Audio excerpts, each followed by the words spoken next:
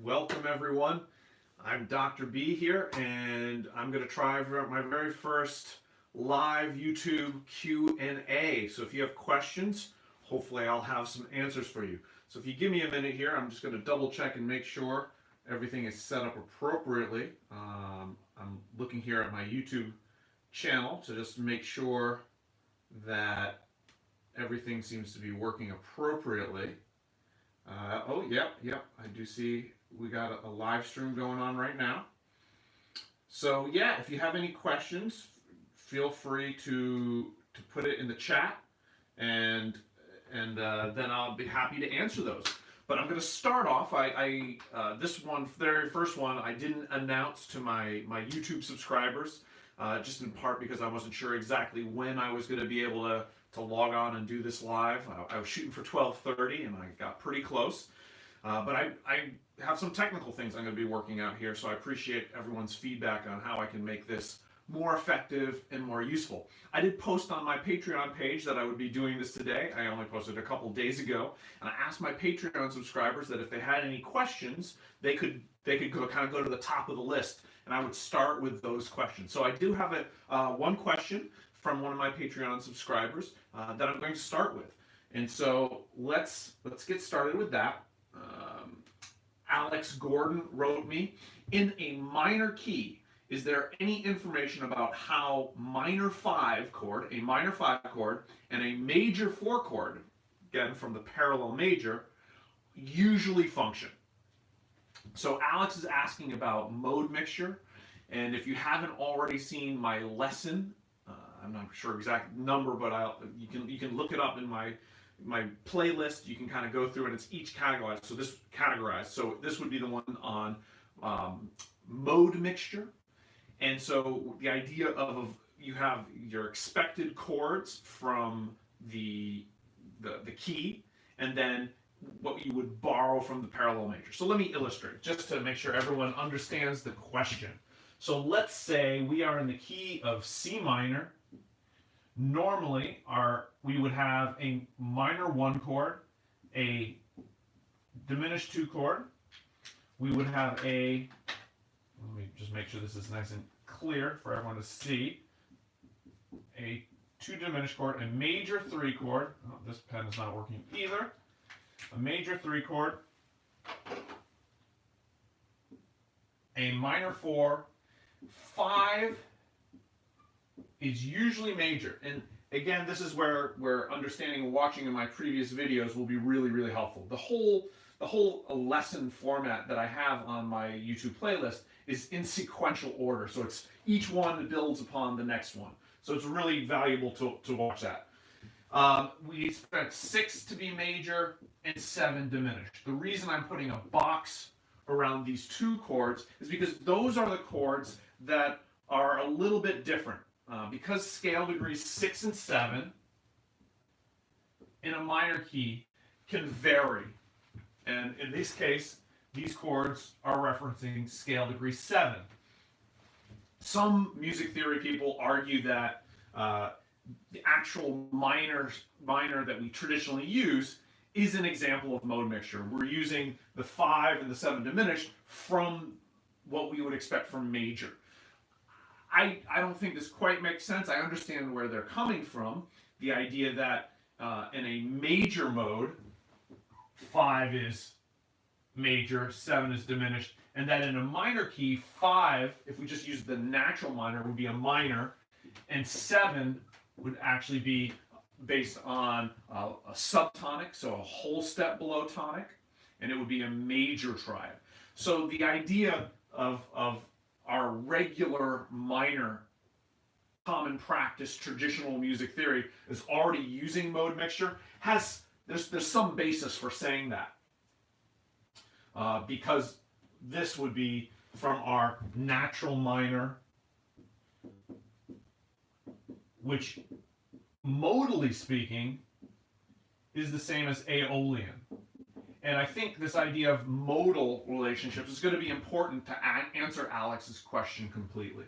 So modal minor, C minor, would be C, D,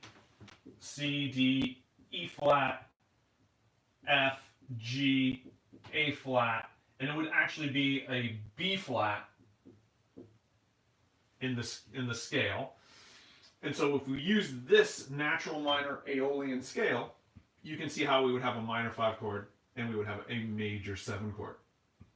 So Alex is asking again, how would this minor 5 chord function? This 5 chord that would come from the Aeolian scale, from the modal scale, and from that natural minor scale.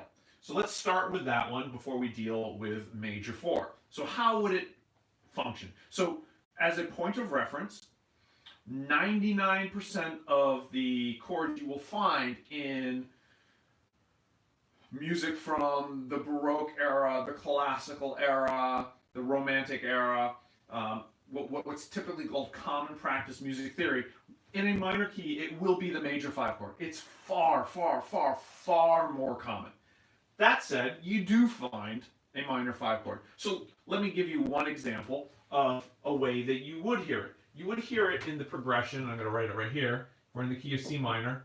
1, 5 in first inversion, 4 in first inversion, 5 chord, back to 1. So let me talk about this a little bit, because the inversions actually really make a big difference in this case. All right? So if we look at what would be the bass line in this example I just said, we would start on a C. It would then go down to B flat, to A flat, to G.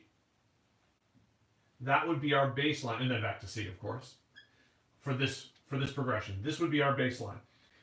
And something I've talked about in some of my other videos is the idea of the power of the scale. Power of the scale. And so what we have here is a descending bass line. We have, right? And this is something we've heard not only in classical music, but in popular music as well. Let me just double check, make sure everything's good.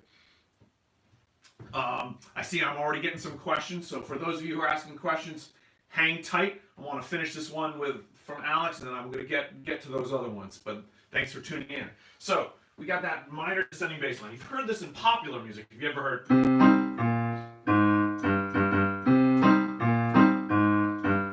Right? So we've heard this kind of descending bass line.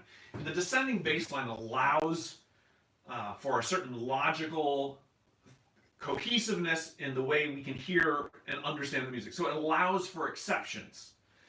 In this case, let's hear what this would sound like. We go from 1, that's 5, minor 5 in first inversion, 4, 6, 5. Let me do that again. That wasn't the greatest voice leading I just did, so let me see if I can do a little bit better.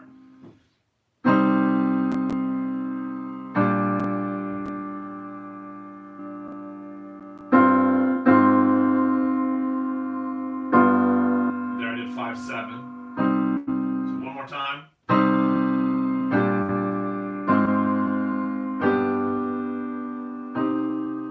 And you can hear how that minor 5 chord, it works really well. It has, because you have that descending, and very often in a minor key, when the scale descends, you're using the lowered 7th and the lowered 6th. So that lowered 7th fits in just perfectly with the minor 5 chord. So that would be one example on how the minor 5 would function. It's not functioning actually like a regular 5 chord. It's functioning more like a passing chord. It allows us to go from 1 to 4, 6. So I would argue that the function of this is not anything like the function of this. So this minor 5/6 chord does not function like this root position 5 chord. This functions as a passing chord. This functions as a dominant that's going to drive us and lead us back and forward propulsion into that 1 chord. The other thing that I think you want to keep in mind when answering these types of questions is the idea of whether things are it's almost like more of a modal feel. So if we're specifically not using 5 as we normally would in minor, but we're sticking within the mode, we can have that idea. So keep in mind that the theory always is following the listening. So in a certain sense, I probably should have created an entire course on YouTube about ear training, solfege, training the ear to really hear and hear things accurately. As an example, just let me give you a quick example of this. If you meet someone for the very first time, you're looking at them and you maybe talk to them a little bit, you hear them. The chances of, if you see that person the very next day, and you see them, they walk into the same room, you probably will recognize them. Your visual memory, your visual acuity as a human being, normally is going to be good enough that you can recognize the person you spoke with the day before. However, if that person were to instead call you on your phone and not tell you who they were and just start talking, the chances of you recognizing their voice after only one hearing is a lot less. And that's because we as a species, our hearing is just not as dialed in and focused as our visual acuity. So ear training, especially when it comes to music theory, is very, very important. And that's why websites like Teoria.com and other applications that allow you to train your ears is very, very valuable. Because when you answer a question like Alex asked, or I'm sorry, ask a question like Alex asked, you can also sit at the piano and play it. Another reason why not only do you want to train your ears, you want to develop good piano skills. Because then you can sit and you can listen and you can ask yourself, how does this sound? How does this feel? And if you've developed your ears to have that high level of acuity, you're going to be able to answer that question. Of course, music theory can help us get there sometimes a little faster because sometimes our ears aren't developed. It takes a long time to develop your ears to be that sophisticated to differentiate. And this is not me being elitist or anything like that. It's just if someone who's never had any training and you play for them a piece of music and say, sing that middle part, they're not going to be able to do it. But someone who's trained to do that, their ear is so finely tuned that they're going to be able to pick out that one middle voice and then be able to sing it back to you. So it's just a matter of development. So let's sit and listen. We'll do a regular C minor with a 1, 4, 5, traditional 5 dominant chord. Now let's just go from 1 to minor 5 and see how that feels and sounds.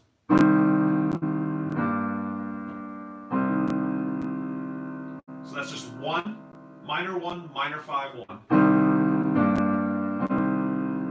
So it feels like it's just kind of shifting around there.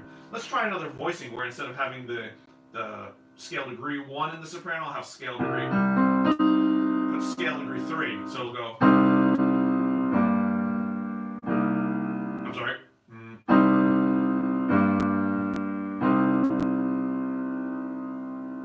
The bass sounds like 1, 5, 1, but the upper part does not. And then another voicing. Has almost a religious feel to it, which is not surprising because historically modal music was what was being used by like the Catholic Church throughout the 6th, 7th, 8th, 9th, 10th, 11th centuries and beyond. So this gives you a little bit of a sense of how, hopefully answers that part of the question. Let's go on to the other part of Alex's question, which was major 4. And again, everyone in the chat, hold on, I'm going to get to your questions, I promise. So major 4. Very often, we find it as a passing chord, just like this minor 5. So, but instead, ascending, because the major 4, so regular 4 would be F, A flat, C, in the key of C minor. Again, still we're in the key of C minor. But a major 4 would have the F, A natural, C. So the chord progression of 5, 4, 6, 5, 6, 1 in the key of C minor is actually reasonably common, and it's kind of mode mixture, and it's kind of just a passing chord. I think it really functions more like a passing chord than a modal chord when used like this, because again, you have this power of the scale. So it would be G, A natural, B natural, up to C. Let's take a listen, hear what that sounds like. Again, here's our key. And we go from 5.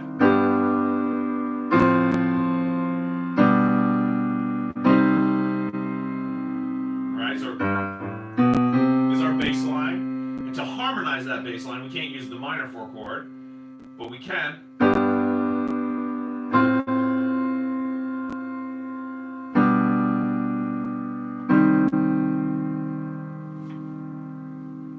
And just like we did with the minor 5 chord, we can kind of listen to, if we go 1 major 4 back to 1, what that would sound like. Here's with tonic in the soprano.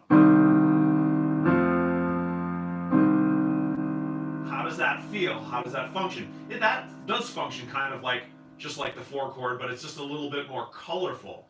So it sounds almost like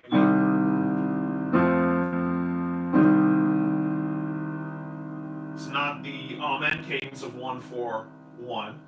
And what if we were to put this have the 4 chord as a secondary, in second inversion, where we go, keep the bass, or voice it up here.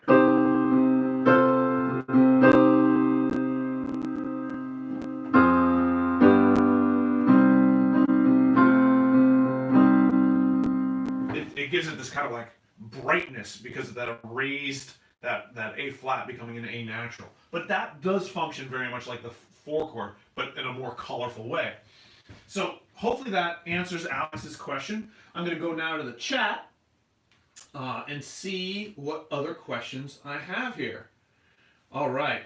I'm going to go to the top here. Can you please explain polyrhythms? Because I get confused. Well, you are not alone, Dennis. Polyrhythms are complicated stuff. But let's give you the most basic idea of polyrhythms. Okay? So the most basic is 2 against 3. All right? So let me give you an example. We got 4/4. I put 4 quarter notes, right? And most music is in 4/4, so this is very common for us. And we're going 1, 2, 3, 4, 1, 2, 3, 4, 1. And there's an accent on 1. That's the strongest beat. Then the second strongest would be beat 3. And then our weak beats are 2 and 4. So it's like strong, weak, medium strong, weak. 1, 2, 3, 4, 1, 2, 3, 4, 1. So this is how the meter works. So polyrhythms are somewhat related to how we're going to talk about meter as well. The most common one that you'll find in music is by putting quarter note, let me space this a little bit better so visually it makes sense. Put in some quarter note triplets. All right, so I put a 3 and a bracket. And what this is indicating is that within the space of 2 quarter notes, what would have taken 2 quarter notes is now taking 3 quarter notes.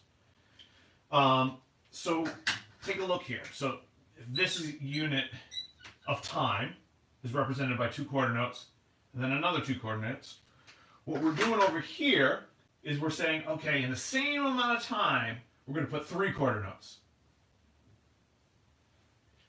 So you would find, instead of going 1, 2, 3, 4, ba, ba, ba, ba, ba, ba, you would do that. So 1, 2, 3, 4, 1, 2, 3, 4, 5, 6.